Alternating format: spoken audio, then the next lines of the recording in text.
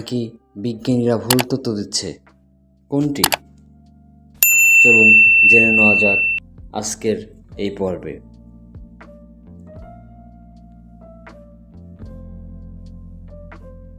পৃথিবী কি ধ্বংস হবে?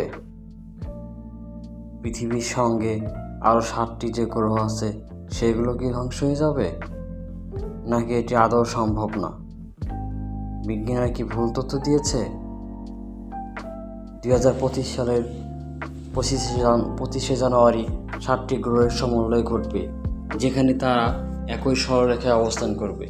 এটি একটি বিরল মহাজাগতিক ঘটনা, যা আকাশপ্রেমীদের জন্য বিশেষ আকর্ষণ সৃষ্টি করবে। আদৌ কি সত্য? আদৌ কি তাই?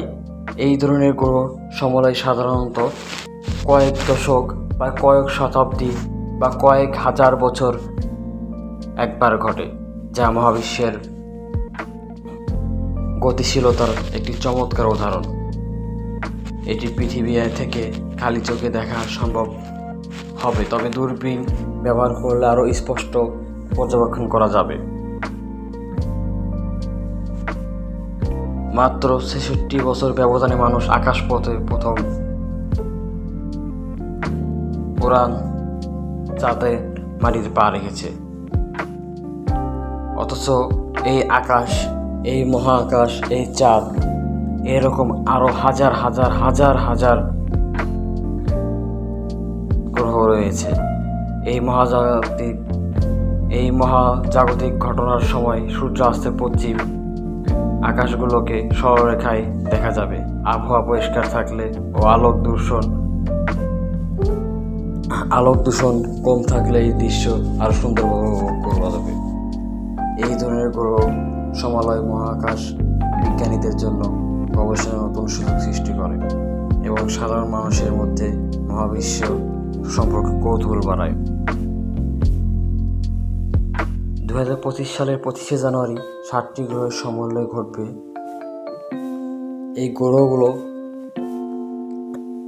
একই সরলরেখায় চলবে, যেখানে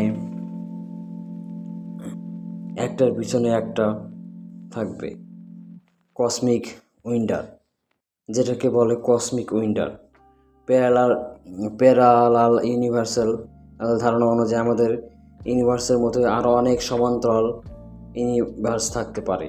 এই ইউনিভার্সগুলো আমাদের অস্তিত্বের পেছনে থাকা বৈজ্ঞানিক নিয়ম বা আইন অনুসারে করলেও এগুলো ভিন্নতা থাকতে পারে, যেমন অন্য পৃথিবী, অন্য সময়, অন্য স্থান বা বাস্তবতা ভিন্ন হতে পারে। এটির ধারণা করা হয় আমাদের প্রত্যেক জীবনের প্রতিটি সিদ্ধান্ত একাধিক প্যারালাল ইউনিভার্সে সৃষ্টি হয়, যার ফলে সম্ভাব্য বাস্তবতার সংখ্যা অসীম।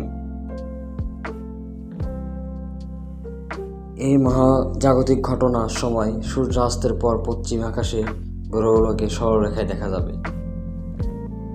যা 2025-25শে জানুয়ারি সূর্যাস্তের সময় তা চোখে পড়বে। আবহাওয়াবিদরা বলেছেন, আবহাওয়া পরিষ্কার থাকলে এবং আলোক দূষণ কম থাকলে এই দৃশ্য আরও সুন্দরভাবে উপভোগ করা যাবে।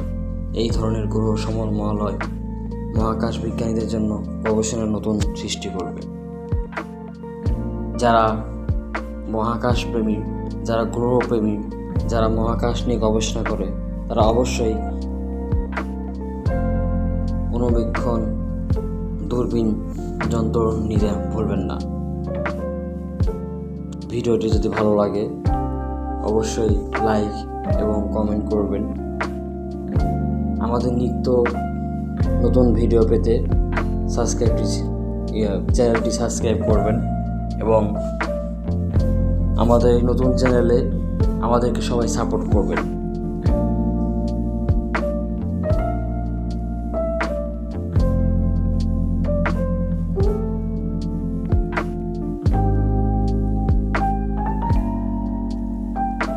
এটি কি কিয়ামতের আলামত?